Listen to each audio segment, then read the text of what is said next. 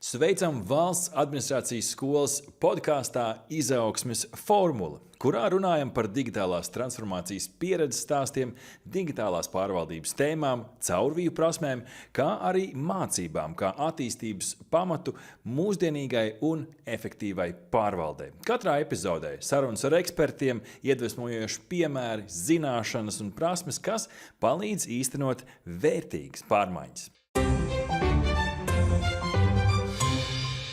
Šodienas sarunu moderēšu es, Ārtis Ozoliņš, un ar mani kopā ir burvīga viešņa. Viņa ir Latvijas Nacionālā akreditācijas biroja direktore Gundaga Jaunbērziņa-Beitika. Sveika, Gundaga! Sveiki!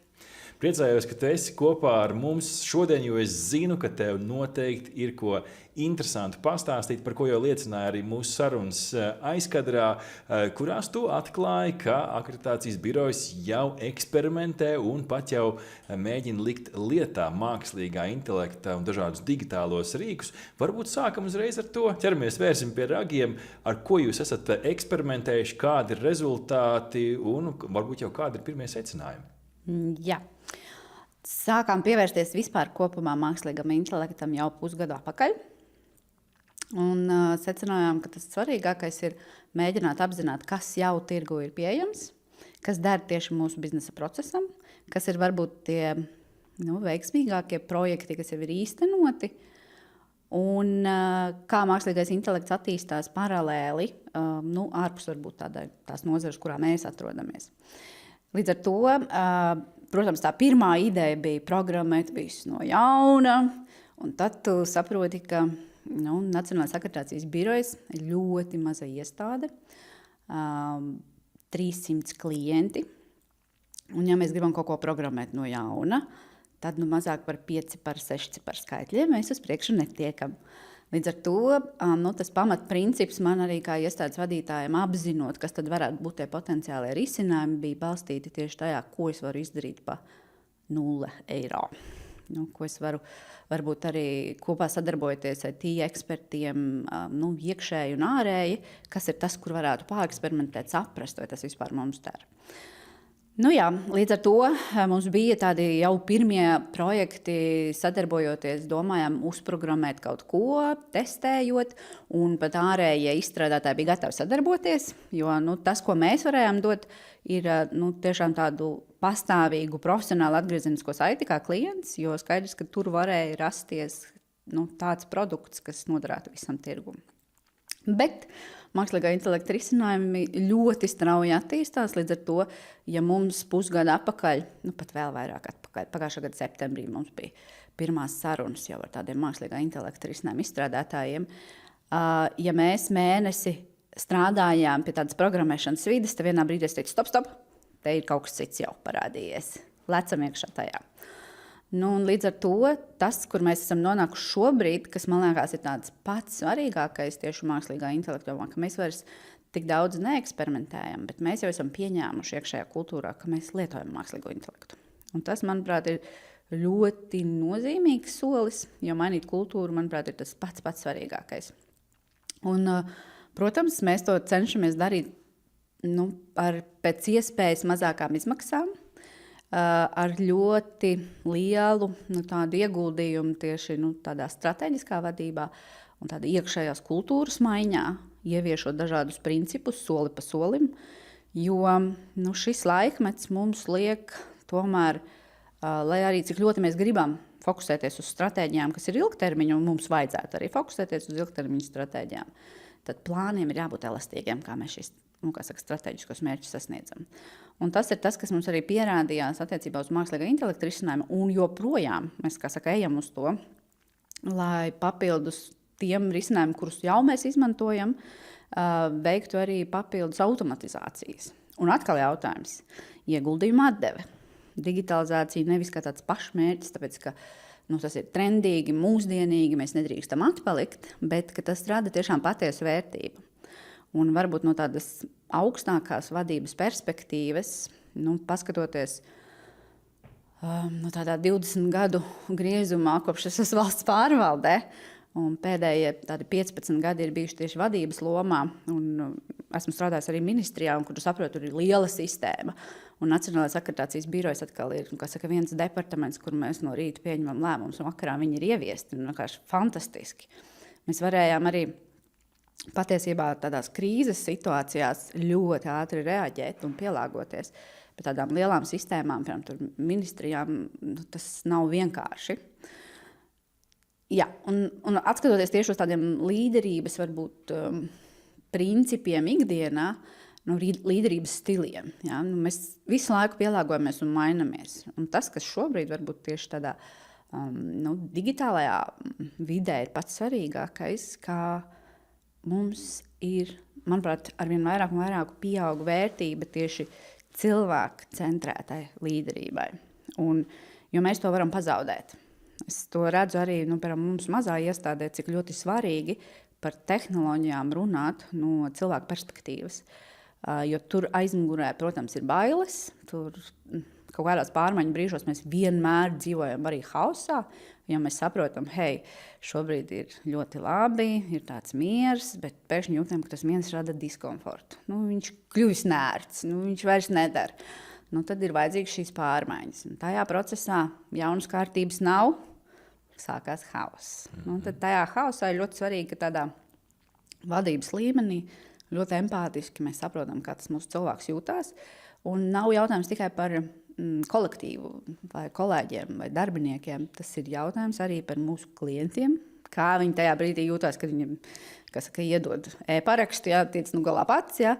Un, protams, ka tajā brīdī ir bailes, ir kaut kāda pretestība, ir stress un kaut kāds sava veida hauss. Un pēc tam jau, kad tas hauss norimstās, jau ir jaunā kārtība, jau mēs saprotam, kā jārīkojās, un tad atkal ir tāda stabilitāte.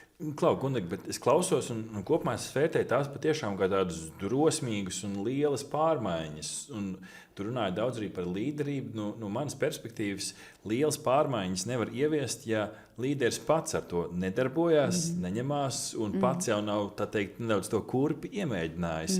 Tu jau pati pirms tam eksperimentēji un uzskati sev par mākslīgā intelektu un dažādu digitālo rīku entuziastu, vai arī tu vienkārši eji uz priekšu līdz tām tendencēm. Kāda bija tava pieredze pirms tam jau varbūt? Ar mākslīgā intelekta risinājumiem es jau 2 gadus atpakaļ pati darbojos, un man patiesībā ļoti patīk viss, kas ir jaunais. Un te varbūt ir tā katra vadītāja un līdera tāds, varbūt bērnības stāsts, ko mēs katrs iemācamies. Ja man bērnībā es ļoti agri iemācījos tādu patstāvību, izturību no vecāku puses, vienalga, vai tie ir 2 gadi, vai 7 gadi, vai 6, teicu, tu pati tiksi ar to galā. Un tu vienkārši iemācies būt tāds izturīgs, pastāvīgs, un tu zini, ko nozīmē arī līderība savā ziņā, ka to, ko tu dari, tas tavu dzīvi ietekmēs, vai ietekmēs arī kādus citus, piemēram, tavu vecāku reakciju pret tevi. Lūk. Un līdz ar to arī man nekad nav patikusi rutīna, tāpēc savā ziņā tā diezgan fenomenāli tas skan, bet es esmu 20 gadus valsts pārvaldē, un man nav bijuši tādi brīži, ka es teiktu, jā, man šeit tā patīk, es gribu turpināt vēl 10 vai 5 gadus. Man parasti ir tāds diskomforts. Tā iemesla dēļ, kad ir kaut kādas lietas, kas ir rutīnas lietas, un man šausmīgi viņas nepatīk. Un savā ziņā varbūt tas ir pozitīvi, ja tu esi vadītājs. No otras puses, tev tomēr ir visu laiku jātaust tā temperatūra, kas saka, lai tas ūdens nav par karstu kolektīvam vai tam klientam, jo tu nevari aiziet tādā bezprātībā.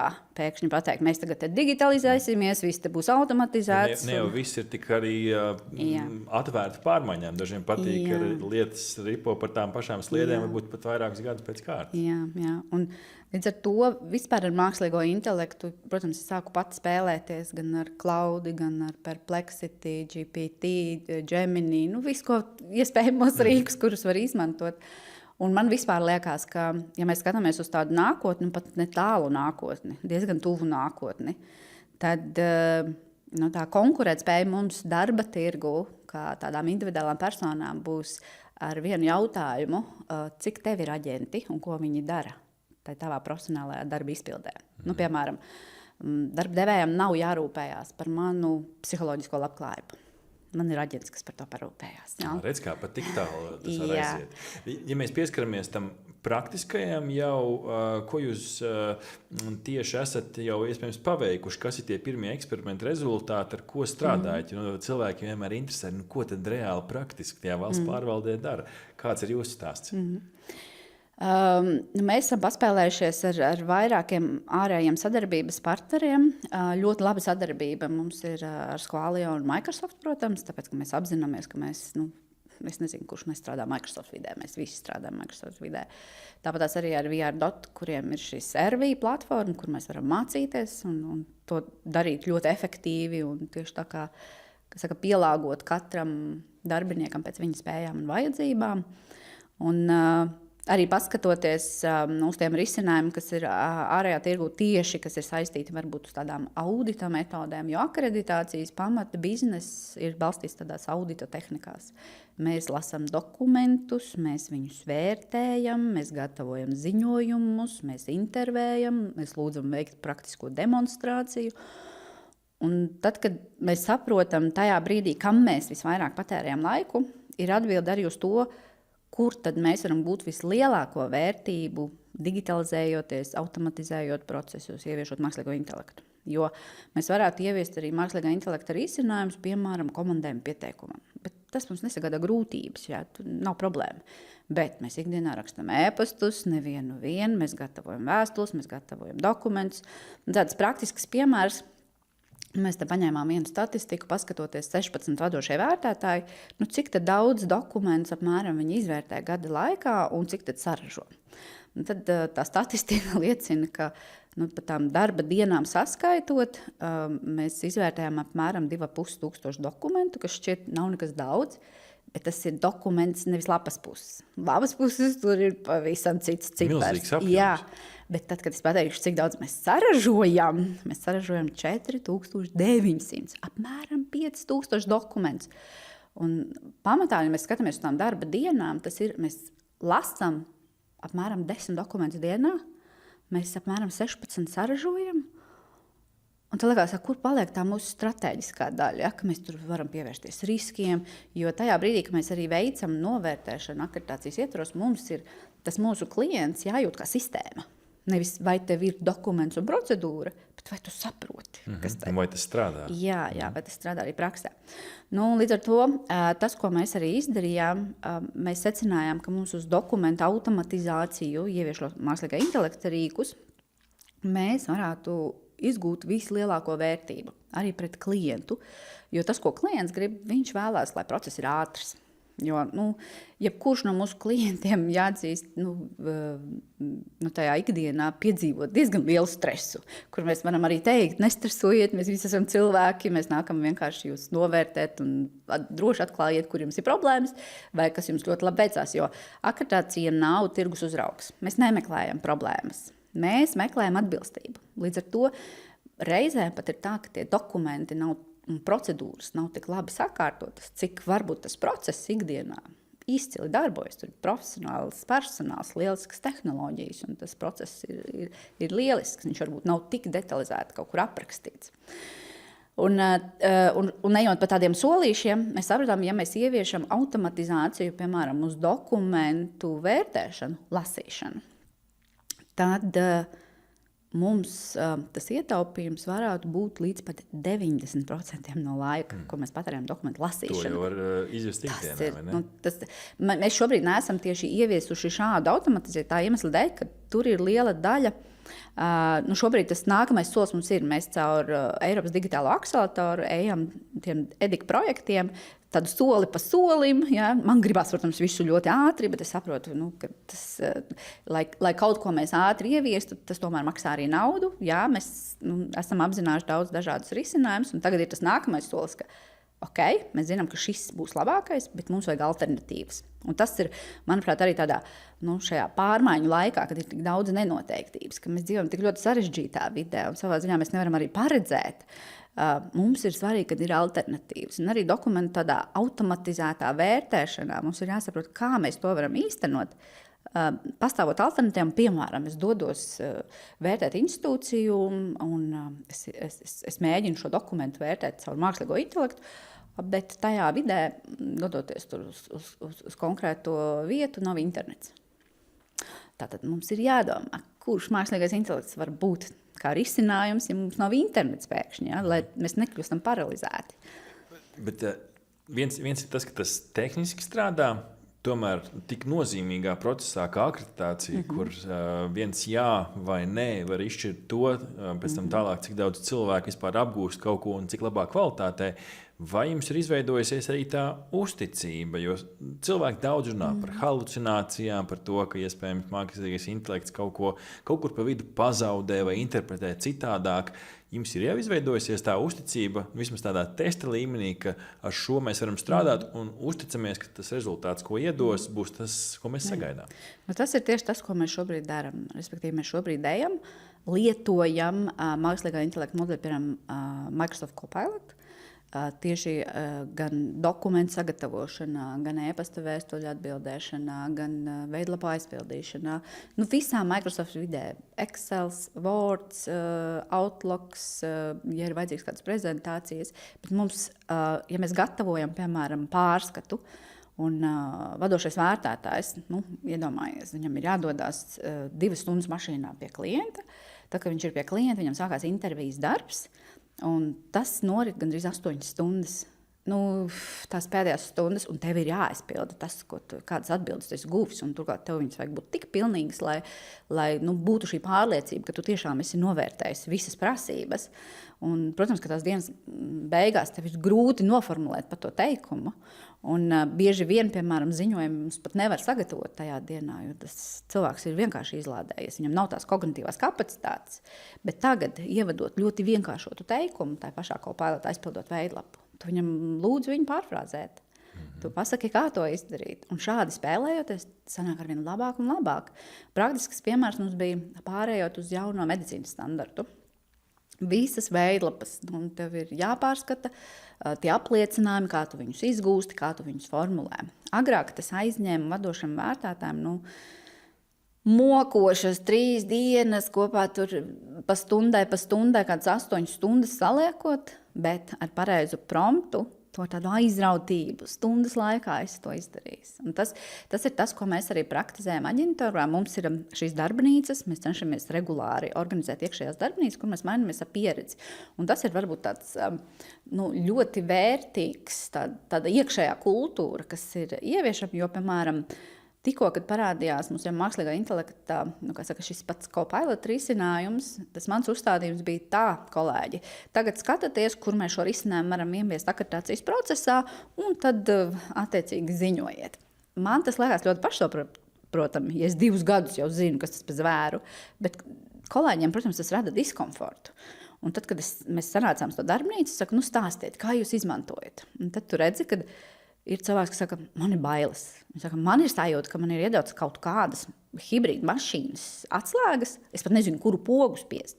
Un mēs esam ļoti dažādas arī paaudzes, 35, 75. Un cilvēkam ir ļoti grūti kļūdīties. Un tad ir tā otra puse, ka kāpēc man tā poga jāspiež? Es taču zinu, kas man jāraksta ir.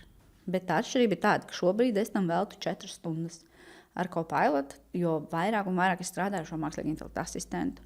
Es varu arvien ātrāk to dokumentu sagatavot. Un tad tas nākamais solis bija, es teicu, ok, nedomājiet par akreditāciju, vienkārši domājiet, sarunājieties ar šo instrumentu, izdomājiet jebkādas inovācijas, kaut arī prasiet viņiem kūks receptes un vēl kaut ko, lai vienkārši saprastu, kā strādā tehnoloģija. Un vēl viens tāds, varbūt, aspekts, kas ļoti bieži parādās cilvēkam, ir šī sajūta, ka, ja jau es sarunājos, tad man tur pretīm ir tehnoloģija kā cilvēks. Tur nav cilvēks. Un te ir tas svarīgākais. Uzreiz jau komandai arī pateikt, ka mākslīgais intelekts, tā ir tehnoloģija. Tur ir sava veida matemātika, statistika, aizmugurē, kas nozīmē. Ja tu šobrīd neizguvi kaut kādu atbildi, iespējams, tu tai savā uzvednē, esi nedaudz kļūties, tev ir jāpamaina viņa. Un otrs variants ir, ja šodien šis risinājums nestrādā, tas nenozīmē, ka rīt viņš nestrādās. Arī tā pašā Copilotā gada sākumā es teicu, mēs šobrīd šo tehnoloģiju testējam. Es neesmu pieņēmis lēmumu par to, ka mums viņa būs palikšana. Un 1. mēneši arī rādīja, ka tie rezultāti nebija labi. Muļķis, kā sacīja kolēģi. Nu, tādas atbildes man nav laika ar tādu muļķu spēlēties. Bet tas darbnīcas mums visu laiku gājas priekšu, jo tehnoloģija attīstās. Un tas ir jāpieņem mums, ka tā pārmaiņa un attīstība ir uz palikšanu mākslīgā intelekta jomā. Un tad paiet 3 mēneši, 4, un es saku, stop! Tagad mums jālieto, viņš ir obligāti. Iesildīja. Jo tas, par ko tu stāsti, izklausās ļoti daudz par tēmu, ka mēs runājam, ka vajag izveidot vidi, kurā tu vispār vari justies brīvi un eksperimentēt. Jo, kā tu minēji, paudzes dažādas, tie ātrumi, kā cilvēki apgūst, pieņem lietas, izprot lietas ļoti dažādas. Kā vai tu kaut kā speciāli sarunās ar kolēģiem formulēji tos uzstādījumus, uzdevumus, lai izveidot viņiem to sajūtu, ka, jā, jūs varat arī kļūdīties, bet tas joprojām ir ok. Kā pastāst par to vides veidošanas aspektu? Tas svarīgākais ir tiešām, piemēram, tās pašas darbnīcas rīkojot, kolēģus pirmkārt aicināt, ka viņi var uzdot vismuļķīgākos jautājumus. Patiešām, tāpēc, ka tās ir jaunas tehnoloģijas, un es ļoti labi saprotu, ka kāds varbūt vispār nekad dzīvē nav ar mākslīgo intelektu spēlējies.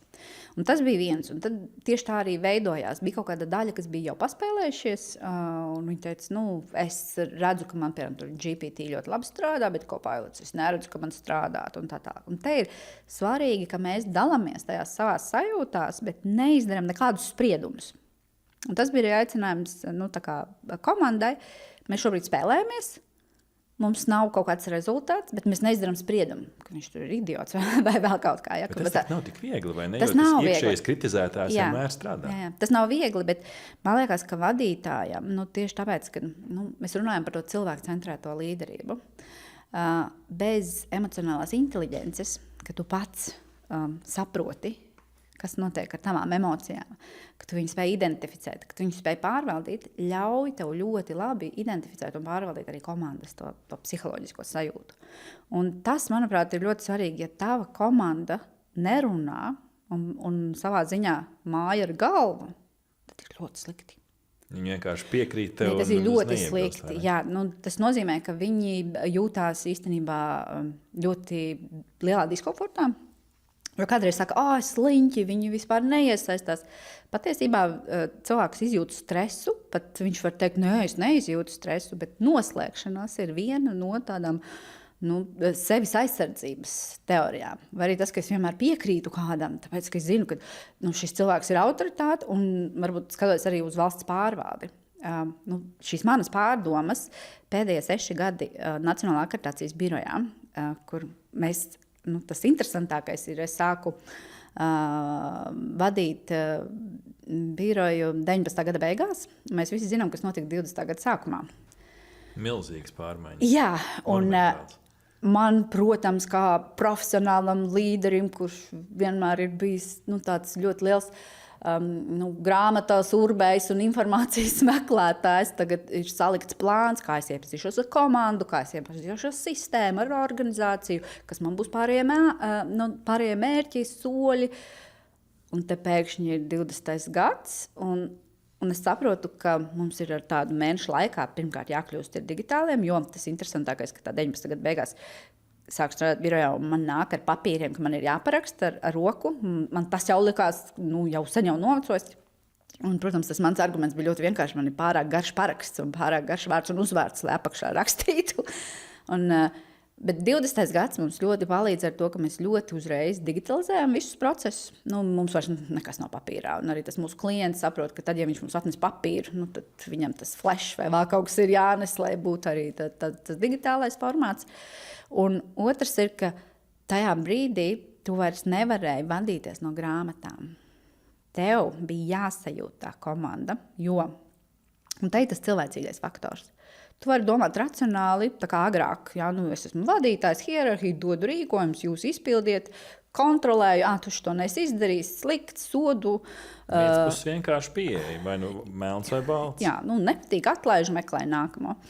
Un hierarhija, manuprāt, pati par sevi rada birokrātiju. Un, ja mēs paskatāmies uz valsts pārvaldi, tie mani iepriekšējie 11 gadi ministrijā un akreditācijas birojas, kā tāds viens departaments, kur mēs no rīta pieņemam lēmumus un vakarā viņus ieviešam, liekas tā ekosistēma un savā ziņā tāda decentralizācija dod lielāku vērtību. Tu vari būt ļoti elastīgs. Un es atzīšos, ka tajā 20. gadā es apzinos, ka ļoti daudzas iestādes varbūt gaidīja augstākus rīkojumus no ministru kabineta un tā tālāk. Nu, ko mums tagad darīt, kā mums tagad strādāt. Kāds, kurš parāda ceļu. Jā. Mums tas bija ļoti vienkārši. Es saprotu, mēs birojā nevar strādāt, kaut gan man arī pat pirms Covid man bija ieraugot biroja telpas. Man bija kauns, ka vispār valsts iestāde atrodas tādās telpās, jo viņas bija, savā ziņā tas ir kauns un arī tāda līdzcietība pret kolēģiem, kur viņiem ir jāstrādā. Bet otrs ir, ja man nāk klients, tad tas ir tā kā kurpne bez kurpēm. Ja?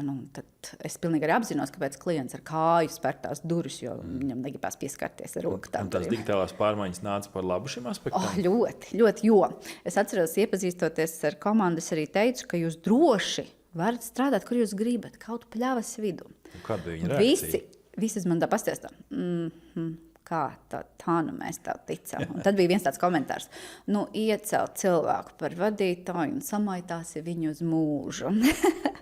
Un līdz ar to, protams, tas 20. gads, un visi saprot, jā, man ir dators, man ir internets nodrošināts, nav vairs podziņa telefons, jo bija vēl podziņa telefons, un cilvēki varēja strādāt attālināti un varēja strādāt no mājām, kur katram ir ērtāk, bet drīz arī nākt uz biroju, ja vēlās.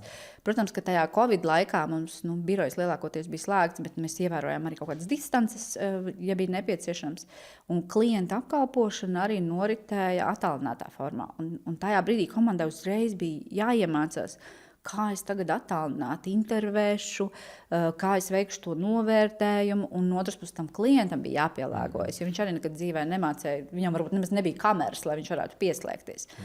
Tas savā ziņā komandai bija jāpārvar, bet te tas svarīgākais ir, uz jebkurām pārmaiņām būs komandā cilvēki, kuri ļoti ātri arī tehnoloģijas pieņem. Viņi aiziet uz vienu semināru un rītā viņi lieto. Bet ir cilvēki, kur aiziet uz to semināru un viņš saka, nebūs, es nesaprotu.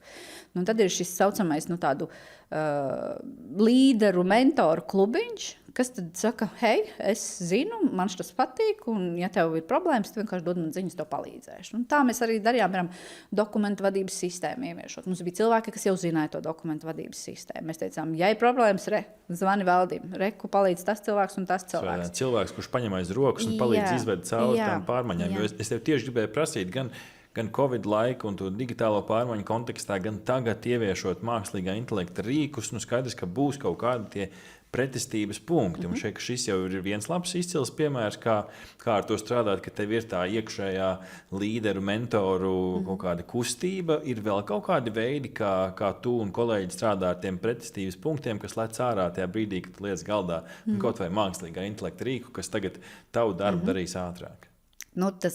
Man liekas, tāds strateģiskais varbūt tāds princips ir, ka ja mēs kaut ko jaunu ieviešam, ja mums ir izvēle, tad mēs vispirms viņu testējam. To mēs arī komandai, lai nerodas tas stress, ka man jau no šodienas viņš ir jāizmanto. Covid laikā bija savādāk, tur tiešām bija man no šodienas vajag, bet lai tas stress mazinātos, tev pasaka, šis cilvēks tev palīdzēs, ja kas. Un arī tā komunikācija, hibrīda darbs, elastīgais darbs, attālinātais darbs ļoti maina pieeju vadītāji, kā viņš vada komandu, un te ir ļoti svarīga komunikācija visu laiku. Mēs arī pēc Covid laikā ieviesām personāla politiku, kur mums ir skaidri noteikts, ka darba izpildes vieta, varbūt elastība uz darba izpildes vietu, tad tu vari strādāt kaut no mēnesi, ja vēlies, bet tavs darba rezultāts ir svarīgs. Un, ja, piemēram, vadītājs secina, ka kaut kur kaut kas klibo, viņš var pateikt, hei, rītā mēs tiekamies klātienē. Pārunājam, kā mēs varam virzīties tālāk. Vai, piemēram, katru ceturtdienu mēs ar tevīm tiekamies klātienē, jo ir kaut kas, ko mēs varam atrisināt bieži vien pie kafijas automāta. Bet, ja mēs strādājam tādā hibrīdā un elastīgā darbā, mēs nesatiekamies koridoros, mēs nesatiekamies kafijas automātā. Un tāpēc te vadītāja atbildība milzīga, ka viņam tā komunikācija ir, lai beigās nav tā, ka viņš ir visu nedēļu nokomunicējis tur, piemēram, ar direktoru, un viņam šķiet, ka es esmu ritīgi parukājis. Viņš vispār savu komandu nav saticis, ja? Un viņš nezina, ka tur viens cilvēks ir iestrēdzis tādā ļoti lielās, varbūt, man nepatīk vārds problēmās, bet vairāk tādos izaicinājumos. Viņš netiek ar tiem galā. Un man liekas, arī tādām pārmaiņām mums visvieglāk ir, kad, piemēram, arī to pašu dokumentu vadības sistēmu vai attālinātas vērtēšanas. Parādīt to ieguldījumu arī darbiniekam. Ja tu šo iemācīsies, pirmkārt, tu varēsi strādāt ne tikai birojā, tu varēsi strādāt jebkur, kur vien vēlēsies, tā kā tu, ja šo mācēsi. Turklāt, izejot ārpus aģentūras telpām, tava konkurētspēja kļūst arvien nenovērtējamāka. Un tas ir arī par mākslīgo intelektu. Te ļoti svarīgi bija komandai arī skaidrus signālus dot, ka pirmkārt, bez šīm zināšanām pēc noteikta laika mēs vispār nevarēsim dzīvot, kas nozīmē, ka tu vari šodien neizmantot, bet pienāks brīdis, ka tu tiksi aizvietots ar to, kas to izmantos, un otrkārt, tad, kad tu spērsi to soli ārā no aģentūras, tev iespējams vairs neļaus kļūdīties. Bet šeit tu vari kļūdīties. Un, protams, tā vadītāja atbildība ir ļaut kļūdīties, pārvaldot riskus. Tu dod iespēju, bet tu vienlaikus arī pārvaldi risku, lai tu pēc tam neteiktu, tu pats vainīgs, kā tu par to neiedomājies. Ja? Bet ne visi jau ir gatavi varbūt uzņemties un veikt šo risku pārvaldību, jo vienkāršāk tā ir uzlikt to rāmīti un ārpus tās smilškastes, vai ne? Man liekas, mūsdienās risku pārvaldība tieši pie tādas nenoteiktības ir kaut kas ir daļa no tava ķermeņa. Tur man gribās teikt, nav varianti. Tad, kad tu šķērso ielu, un tur tev nav luksafora un nav varbūt tās šķērsošanas zīme, tev ir jādomā par risku un par iespēju. Iespēju. Tu vari tikt pāri un riska pārvaldīs, ka tu paskaties pa labi, pa kreisi. Un te ir tas svarīgākais. Un varbūt arī domājot tādā, par to hierarhiju un to valstisku varbūt birokrātiju, ka mēs bieži vien gaidam tos augstākos lēmumus, jo tā tas agrāk ir bijis. Tu neko nevar darīt, kamēr tava augstākā vadība, ministru kabinets, Saeima nav lēmis, vai arī, ja tu virzi kaut ko, tev ir jāvirza cauri šai hierarhijai. Un tas veido tādu birokrātiju, kur tu nevari būt elastīgs. Bet tev ir jābūt iespējai saprast, ka šo ceļu var šķērsot pa vairākām vietām. Nevis tikai tur tajā vienā, ko tas kabinets Saeima lēmis. Un te parādās, ka, ja mēs gribam būt tādi patiesi efektīvi, tajā brīdī, kad mēs apkalpojam to mūsu klientu, sabiedrību, tautu, cilvēku, iekšēju, ārēju, ka mēs darbojamies kā ekosistēma. Un tas, man liekas, arī ir viens tāds no soļiem, kas 6 gadus atpakaļ aģentūrā bija ļoti interesanti, kad es viņam prasīju, kas ir tās jūsu iesaistītās puses? Viņš saka, kā? Atbilstības novērtēšanas institūcijas. Es saku, jā, ok, un kas vēl? Nē, tie ir mūsu klienti. Es saku, jā, bet kas ir iesaistītās puses? Mums vai tāda akreditācijas padome ir, ok, un tas ir viss. Patiesībā, te ir tā, ka tā komanda tajā brīdī, ka viņi jau 25 gadus ir strādājusi uz vienu subjektu, viņi aizmirst, ka tur apkārt ir vēl, kas mūsu darbu ļoti ietekmē. Tiešā veidā. Politikas veidotājs, ministrijas, kas izstrādā noteikums, Eiropas komisija, kas izstrādā regulējumu, starptautiskās standartizācijas organizācijas, kas izstrādā standartus, tirgus uzraugs ar savu vēlmi un interesi no mūsu puses, starptautiskās organizācijas, kurām arī ir interesi no mūsu puses. Jā, un tad tur ir tas arī mūsu tiešais klients, atbilstības novērtēšanas institūcija. Un viņu klienti, kas var būt uzņēmēji, kas var būt patērētāji. Un tas sloks patiesībā ir ļoti milzīgs. Un tajā brīdī, kad tu darbojies kā tāda ekosistēma, tu nepārspīlē ar kaut kādu vienu ļoti šauru skatījumu. Tu ieraugi to sistēmu un to lielo bildi. Jo es ļoti labi saprotu, ka arī šobrīd tas akreditācijas izaicinājums, vispār akreditācijas kopiena tādā starptautiskā līmenī ir ļoti konservatīva. Bet es teiktu, ka noteikti arī citas tādas kopienas ir diezgan konservatīvas. Un akreditācija, ņemot vērā, ka tajos pamat biznesos ir nostiprināts, ka viņai jābūt objektīvai, neietekmējamai, neļauj to savu vidi kādam vadīt. Mēs zinām vislabāk. Bet šis pamatprincips, es visu zinu, jo tu taču neesi akreditāts, kā tu vari zināt, noved pie stagnācijas. Kas ir šobrīd, es atzīšos, es neesmu diezgan populāra tajā starptautiskā vidē tā iemesla dēļ, kad es varbūt uzdodu tādus diezgan neērtus jautājumus, kurus lieku aizdomāties. Jo mākslīgais intelekts tā nav rītdien, tā jau ir vakardien. Un tad, kad starp tām 70 plus dalību valstīm, tu skaidro, ka mums viņš ir jāizmanto un mums jāiet uz automatizāciju. Un tā kā mums ir pastāvīga resursu krīze, mums ir jāpārdomā, kā mēs vispār, kur mēs tos resursus izmantojam un kā mēs sadarbojamies pār robežām, reģionus, Eiropas, starptautiskā līmenī. Un vispār vai akreditācija radīs nākotnē pievienoto vērtību. Un, kad es vēl tā skaļāk pasaku, ka, ja jūs neieviesiesiet mākslīgo intelektu vai neizmantosiet automatizāciju, jūs vienkārši vairs nepastāvēsiet, jo jums būs viens zīmogs birokrātija. Tad daudz saka, tu neko nesaproti, mēs rūpējamies par uzticamību.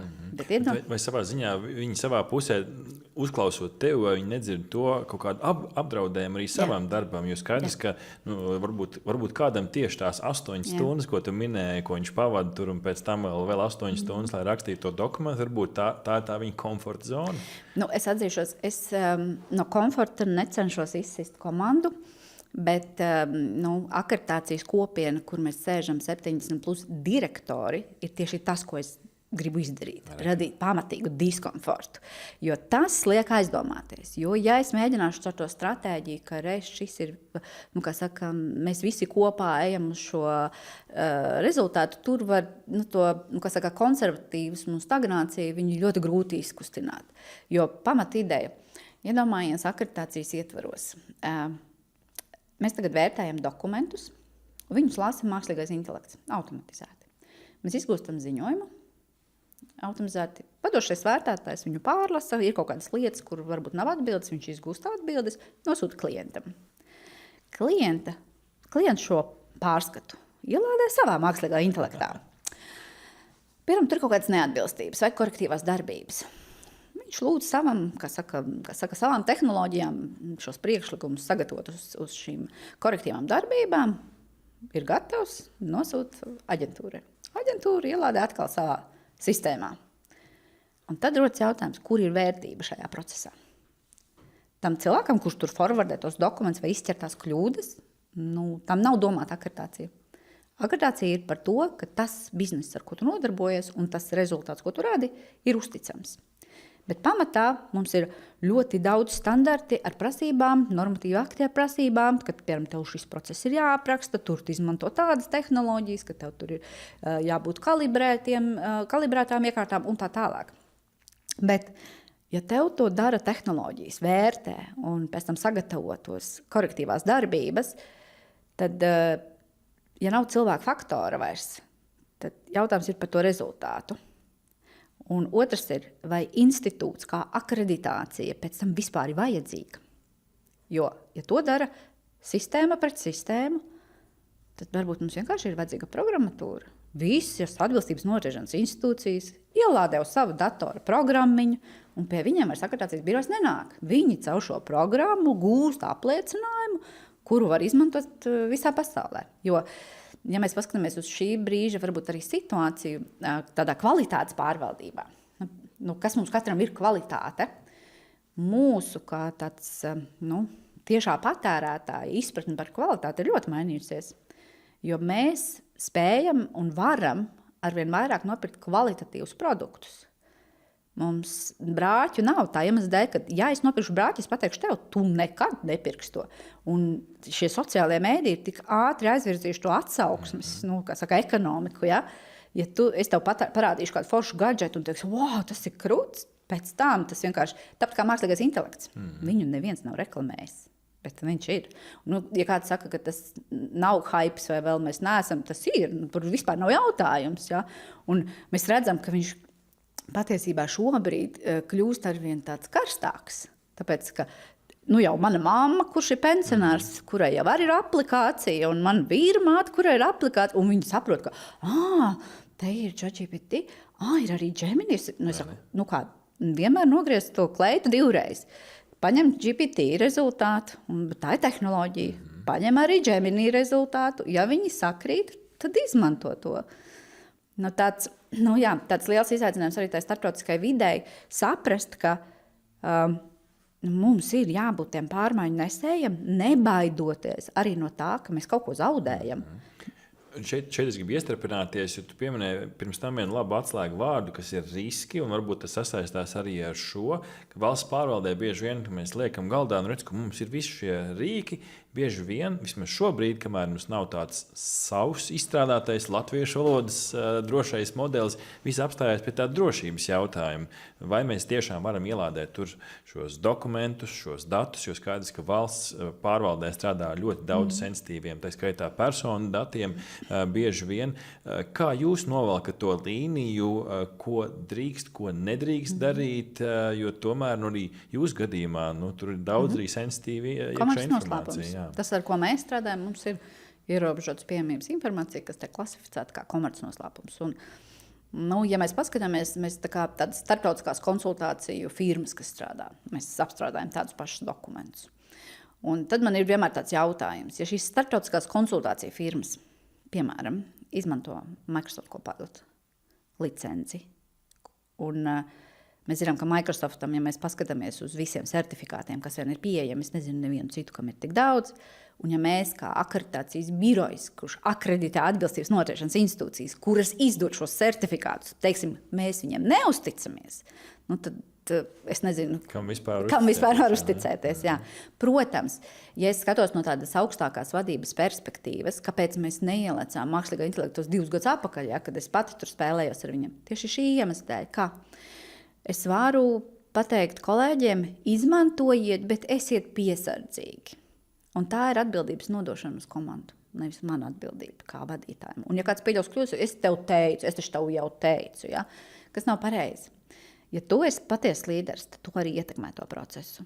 Un Copilot, kāpēc mēs sakām, tas ir uz palikšanu, un kāpēc mēs uzreiz visiem nopirkām licences un pieeju, tieši tā iemesla dēļ, ka tu izēji visus šos lociņus, apsties visus certifikātus, runā ar Microsoft, runā ar Qualio un visām iesaistītām pusēm, gūsti pilnu pārliecību, jo tu jau šobrīd bez Copilot strādā Microsoft vidē.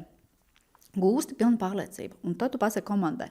Un tagad mēs lietojam šo rīku, bet citus ne, jo pamatprincips ir viens. Mēs izmantojam to, ko darba devējs atļauj izmantot. Mēs neizmantojam, piemēram, citas dokumentu vadības sistēmas. Darba devējs ir nodrošinājis ar šo X, un tad ar to mēs strādājam. Un šobrīd arī mākslīgā intelekta risinājumi. Ja darba devējs saka, šo mēs varam izmantot, tad mēs izmantojam. Jo atzīšos, man kādreiz pilnīgi pirkstinies, lai teiktu, šo mēs izmantojam uz klienta dokumentiem, šo mēs izdomājam radošam darbam, jo mēs tiešām varam lietas, mēs varam arī kaut kādus jautājumus risināt bez šīs ierobežotās pieejamības. Bet es iedomājos to nabaga cilvēku, kuram šobrīd jau ir stress, un viņam tagad ir iedodas nevis viena atslēga, bet 6 atslēgas. Kā lai es atceros, vai šo es drīkstu braukt pie šī klienta, vai ar šo es drīkstu braukt uz biroju? Kurā slēdzenē, kur atslēgas? Man liekas arī uz pārmaiņām un tādu digitālajām pārmaiņām ļoti svarīgs aspekts ir visu vienkāršot. Jo mēs kā sabiedrība un vismaz cilvēks, mēs ļoti daudz ko sarežģam. Un tad arī ir šis, piemēram, veidos haoss, ir kaut kāds stress, ir kaut kāda sanāksme, kur mēs esam pēkšņi uzvilkti visi. Mums ir jāpieņem, ka tas ir normāli. Tas ir normāli, ja kāds izjūt diskomfortu. Un man liekas, tas ir tas svarīgākais, ka tajā brīdī, ja tu redzi, ka tas kolēģis, saka kaut ko tur dedzināt uz tās pānas, tad tev ir ar ko strādāt. Tu vari vai nogriezt to gāzi, vai pieliet eļļu, vai... tas, manuprāt, komandām ir ļoti svarīgi sevišķi pie tādām pārmaiņām un runāt arī par tehnoloģijām. Tikai tā mēs varam saprast, vai tev tas patīk, vai tev tas nepatīk. Nevis, ka mēs vienkārši nododam rīkojumu, ņemiet un izmantojiet. Man liekas, tas pirmais arī tas no mūsu kultūras, ko mēs iemācījāmies, ir ļoti, ļoti skaidra komunikācija pilnīgi visos līmeņos. Un, ja mēs runājam par to darba ētiku, vienmēr saka, jā, mēs ievērojam ētiku. Ko tas vispār nozīmē? Tas nozīmē, ka tu esi godīgs. Un tu esi godīgs gan pret savu klientu, ka tu viņam nesaki, hei, mēs tagad izmantojam mākslīgā intelekta risinājumus, kā mēs viņus izmantojam, kur mēs viņus izmantojam, tas ir mūsu bizness. Samierinies. Un patiesībā mēs ieviešam viņus mākslīgā intelekta risinājumus tā, lai mēs kontrolētu visu mazāko kustību no klienta puses, jo mēs viņam neusticamies. Es šeit neredzu godīgas attiecības. Tāds mikromanagements. Jā, un tas ir tāpatās pret iekšējo klientu kā darbinieku. Ja es saku, mēs lietojam Microsoft Copilot, Un es viņam stāstu, kā mēs viņu lietojam, kā mēs varam dashboardā, ko mēs varam redzēt, kā mēs izgūstam datus, kā mēs gatavojam dokumentus. Un mums ir jāgatavo šie dokumenti ar šo mākslīgā intelekta atbalstu. Obligāti, jo īstenībā tās sajūtas joprojām ir. Es pati esmu saņēmusi, es jau esmu pieradus pie tā, entos komentārus, ka man saka, to jau to ar mākslīgo intelektu uztaisīt. Pārāk pieklājīgi. Nē, turpat nav pateikts, kas tur ir, bet ar to jau tu uztaisīji mākslīgo intelektu. Un tad es atbildu, es neesmu pārāk liels idiots, lai pati to darītu. Un te jau parādās tas, ka, ja es, piemēram, tie paši ēpasti, man ar mākslīgo intelektu sagatavot atbildes ēpastu, tas aizņem 5 sekundes. Jā, es pati varētu aizpildīt, man tas aizņemtu 3 minūtes. Un kas tad tur? Bet ja tev dienā ir 10, 20 ēpasti. Pareizi, un ilgs laiks savā ziņā transformējās tas vecais labais teiciens, veidojot komandu, ka tam līderim nav jābūt visgudrākajam, viņam svarīgi, ka ir apkārt tie cilvēki, kas ir gudrāki par viņu. Tad, ja mēs transformējam šo teicienu uz tādu mūsdienu vidi, tad tev nav jāzina viss. Galvenais, ka tev ir pareizie instrumenti, tie gudrie aģenti tev apkārt, kas to var izdarīt tavā vietā. Es tev pilnībā piekrītu, jo mūsdienās to laiku ietaupīt ir tik daudz dažādos veidos, vienkārši jāsāk eksperimentēt un darīt. Un tuvojoties varbūt jau sarunas noslēgumam neatņemamu komponenti, kam mēs neesam pieskārušies, lai mūsu sarunā ir apmācības. Kā tu vērtē, tīpaši mēs runājam par tādu mākslīgā intelekta rīku apgūšanu, viens ceļš būtu tādu klasisko pieeju, kāda mācība programma, tur ilgāku laiku eju, beigās dabūju kārtīgu certifikātu, varbūt pat izglītība, tā ir studiju programma, vai arī šajā gadījumā tas vairs nestrādā un drīzāk tu dod priekšroku tādiem ātriem kursiem, praktiskai pieejai un workshopiem, jeb darbnīcām, kuras tu pieminēji. Kas, tavuprāt, ir pareizais ceļš šajos apstākļos? Tādas klasiskas zināšanu apgūšanas, es domāju, ka mēs jau sen esam prom. Mums šobrīd tas svarīgākais ir tas pamatprincips, ka mēs pastāvīgi mācāmies. Un arī pirms tiem 6 gadiem bija ļoti grūti, ka es sēžu vadošo vērtētāju komandā, un tie ir 16 profesori, vārda vistiešākā nozīmē, bet es neesmu profesors, un es nezinu tās tehniskās lietas, kuras viņi zina. Un te ir tas svarīgākais – iemācīties arī profesoram pieņemt, ka nevis es visu zinu, bet es visu varu apgūt, es visu varu iemācīties. Un tieši tāpatās arī mēs mācāmies par kādām tehnoloģijām, pārmaiņu vadībām. Tas svarīgākais ir tā pastāvīga mācība kopā ar inovāciju. Ko nozīmē inovācija? Tas nozīmē, ka tad, kad es mācos, ar rītdienu es esmu savādāks. Man tā ir inovācija, ka rītā es strādāju savādāk, vai rītā es ieviešu kaut kādu procesu savādāk. Piemēram, man ļoti patīk... Mums ir valsts administrācijas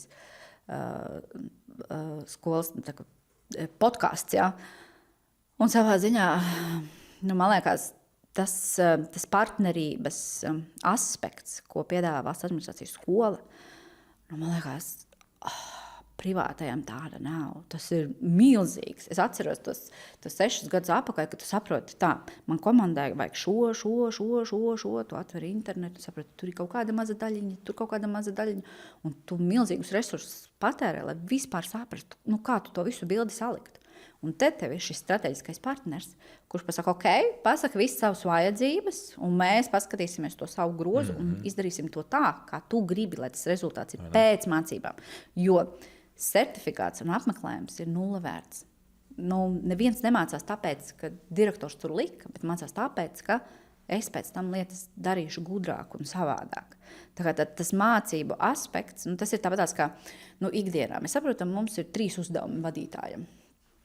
Stratēģiskie, operacionālie un savā ziņā arī daļa atbalsta uzdevumu.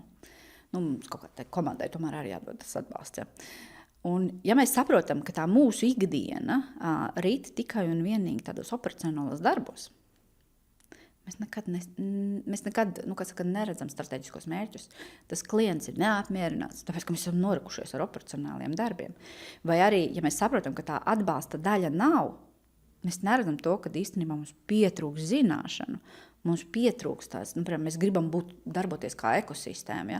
Kā mēs to varam izdarīt? Es esmu fanātiķis par līderību, vispārējais, es kā vadītājs. Es pieņemu vadības amatu kā profesionālu līderību. Un tā ir atšķirība. Varbūt cilvēks, kurš pieņem vadības amatu, tāpēc, ka viņam tā ir vienkārši izaugsme maciņā un lielāka atbildība, ja, un hierarhiska pakāpšanās. Un tās ir atšķirības. Kā mēs arī mācāmies un kā mēs vadām tās komandas. Tāpēc mācību sadaļa šobrīd bez tās mēs vispār nevaram dzīvot. Un tas, ko mēs darām ar darbnīcām, mēs mācāmies no prakses. Un tas ir pats svarīgākais. Teorija pat vairs nav svarīga. No prakses. Mēs skatāmies, kas strādā labāk. Un viens, ko mēs esam arī iemācījušies, piemēram, saukt ciemos nozares profesionāļus kā mentorus. Viņi ir mūsu mentori. Tas ir tāpatās, kā ja es zinu, ka, kur ir super risinājums informācijas sistēma drošība auditā, es ņemu telefonu, skatos, sauc šo kungu Juris Pūts, un es viņam zvanu, un es saku, sveiks, Juri, šeit jums zvani, un mani interesē šīs risinājums, un es gribētu parunāties, kā jūs viņu vispār ieviesāt, kas tur ir aizmēr. Un tas ir tas svarīgākais, ka tu skaties uz to, mācību vidi, kā tādu ekosistēmu, kur tev ir ārējais mentorings, kur tev ir tas pats personīgās attīstības treniņš savā ziņā visu laiku, un arī uz komandu tā skaties. Mēs aicinām profesionāli to pašu. Mums bija arī tagad digitālo pārmaiņu projektā Pauls Jansons no TET. Fantastiski! Mums ir viens uzstādījums. Tu atnāc, un tad, kad tu aizej, mēs darām lietas savādāk. Un arī šeit šim profesionālim ir tik viegli, savā ziņā varbūt arī iejusties tajā mūsu kolektīvā, jo viņš nāk ar savu pieredzi, viņam nekas nav jāizgudro, viņam nav jātaisa kaut kāda sausa teorija, kā saka, studenti jāmāca. Nē, te ir praktiķi. Savā ziņā atkal ir tas līderis, kurš tev ved uz priekšu un ievedies, piemēram, kaut kādā jaunā lokā. Pašā noslēgumā man šķiet interesanti valsts kontrolas pētījums par mākslīgā intelekta ieviešanu valsts pārvaldē. Viens no secinājumiem bija par to, ka tīpaši ieviešot mākslīgā intelekta rīkus, iestādes iedalās tādās 3 kategorijās. Jūs laikam ielikt tajā ātrajā kategorijā, kas jau dara, jau eksperimentē, jau visu veids, bet tad ir vēl 2 kategorijas. Tie, kuri kaut ko mēģina, bet ne līdz galam, un tie, kas vēl baidās, tās iestādes, kas vēl skatās, kā tad sanāks tiem pārējiem, vai vispār ir vērts lekt iekšā. Kāds ir varbūt tavs padoms tai 2. un 3. kategorijai, tie, kuri vēl nav tur, kur esat jūs jau šodien? Ko darīt, kā pieiet tam, kas varbūt ir tas īsais rezumē arī to iestāžu līderiem? Jāsaka, 4 mēneši atpakaļ es sapratu arī pēc tās mūsu pieredzes, ka būtu ļoti labi, ja būtu šī ceļa karte, ka tev ir augstākā līmeņa vadītājiem, ir pieejama šī ceļa karte soli pa solim, ko es daru. Jo tas pirmais, kas attur tādas pārmaiņas, ir sevišķi uz mākslīgo intelektu, ir šī tehnoloģija nesaprašana, nezināšana. Mēs aizējam, noklausāmies semināru vienu otru, bet kā tad es viņu tālāk nodošu tiem saviem kolēģiem? Es tāpatās viņu nesaprotu, jo es viņu nelietoju. Un tad tāda ceļa karte varbūt dotu to drošības sajūtu par tiem pašiem datiem, datu aizsardzību, kiberdrošību, mākoņu pakalpojumu, vispārējais.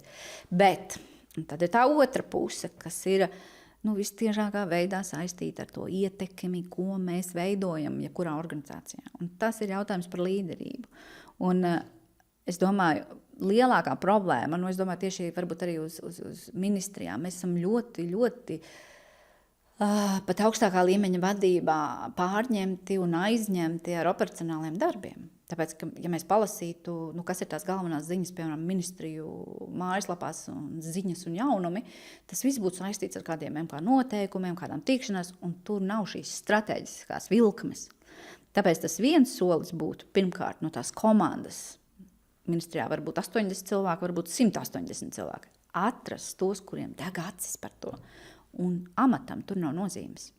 Veidot šo, līderu grupiņu, kuri ir gatavi visur būt iekšā tajos formātos, stāstīt par tām lietām, ko viņi jau ir izdarījuši, notestējuši, aicināt ciemeņus un tādējādi katrā šai struktūrā atrast to galveno pievienoto vērtību. Pamatā nesarežģot pilnīgi neko. Ja es atskatos, piemēram, es esmu strādājusi jau 20 gadus apkārt, kad sāku ministrijā strādāt, man bija šī, pārnozaru sadarbība.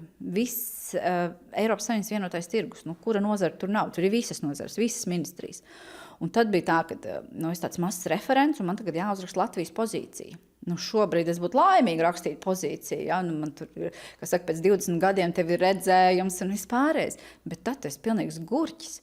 Tad tu saproti, ir kaut kādi 5 nacionālie dokumenti lielie, ar kuriem jāiepazīst, un tad tu viņus lasi tur gulēdams pie viņiem. Tad vēl ir Eiropas līmeņa dokumenti, un tad vēl katrai ministrijai ir savi dokumenti. Un tad, kad es prasu ministrijai, jo tas pirmais, tā mani kolēģi darīja, hei, kas ir jūsu prioritātes? Viņš saka, mums tādas, tur konkrēti nav noteikts, sagatavojiet priekšlikumus, mēs skatīsimies, vai mums dar.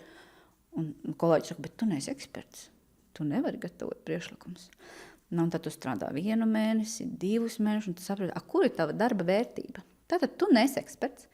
Tu saražo papīru, kurā tu ieraksti komentāru. Lūdzu, izglītības ministriju papildināt, lūdzu, kultūras ministriju papildināt. Kāds no teviem vērtība? Tu vispār neaudz. Tad, ko es darīju, man vispār patīk būt vizionāram. Tad es iedvesmojoties no visiem šiem nozares dokumentiem, kā sāku viņus skatīt arī savādāk, iedomājoties, ka man tagad ir jānosaka kultūras politika, satiksmes politika, gatavoju arī pozīcijas. Un, tie cilvēki bija laimīgi, jo tur pēkšņi ir kaut kāds redzējums un virziens. Tas varbūt ir tāds arī svarīgākais, kad ļaut komandai, neskatoties vadītājs, referents, to talantu attīstīt. Viņam būs tas redzējums, un arī par mākslīgo intelektu. Viņam būs redzējums, viņš vislabāk sajutīs, kā šajā organizācijā to var ieviest. Jā, var darīt tā, ka no ārpuses piesaista un samierinies, un tad tev tur var būt dumpinieki un vispārējais, un tad tu ievies tāpēc, ka ir jāievieš. Bet tad, kad paskatās to cilvēcīgo pusi, būs noteikti iestādē tiem, kuriem deg acis. Vienkārši jāļauj viņiem izpausties, jāļauj viņiem radoši sajust to organizāciju, saprast, kā ir vislabāk. Tieši tāpēc arī akreditācijas birojā es atzīšos, ja man iedotu vadlīnijas šodien, es teiktu, ka Dievs, vēl viens papīrs. Es negribu. Es gribu būt dzīves tajā organizācijā. Man liekas, tas ir svarīgākais. Protams, ka ir struktūra vienības organizācijas, kas gaida šīs vadlīnijas un soli pa solim, šos norādījumus. Bet liela daļa jau, protams, ir tāda, kas ir varbūt viņiem dagats un viņu talants tiek nomests malā. Pašā noslēgumā uzliec tagad to vizionāru futūristu cepurīti, paraugies Latvijas Nacionālā akreditācijas biroja tādā, pat neteiktu 5 gadu kontekstā, nākotnē 2 līdz 3 gadi mākslīgā intelekta mērcē. Kāda tavuprāt, kādu tu gribētu, lai ir tava komanda, tava organizācija un tava ikdiena? Kas būs tas galvenais, kas būs izmainījies? Patiesībā man gribētos daudz laimīgākus cilvēkus, kas tur strādā, un daudz laimīgākus klientus un smaidīgākus, lai nav tā, kā sakam, paņem to ikdienas smagumu. Jā, tā baterija, jo tas viens no iemesliem arī, kāpēc es sapratu, mums ar steigu ir vajadzīgs šis mākslīgais intelekts maksimāli ātri, ir tāpēc, ka 21 cilvēku komanda kopumā un 4 pēdējo gadu laikā bija, pēdējā gada laikā ne, bet pēc Covid 3 diagnozes ar izdegšanu. Es varu ignorēt to un teikt, jūs sliņķi tādi nemāk strādāt, kas vispār ir izdegšana, kaut kādas, mūsdienu jaunatnes problēmas, kaut gan patiesībā tā nav. Cilvēks to savu darbu, viņš var izpildīt stundas laikā, kāds ir iemācījies to izpildīt stundas laikā, bet kāds, kas ir perfekcionists, to dara 4 stundas. Viņam jau ir, nav paēdis pat pusdienas. Jā, un strādājot attālināt no mājām, tev nav, to traucējošo faktoru bieži vien. Tev ir bērni, varbūt jau ir izauguši, jo aģentūrā tā ir, ka mums liela daļa no vērtētājiem tomēr ir jau profesionāli, kuriem jau bērni ir savā ziņā arī izauguši. Un tev neviens netraucē.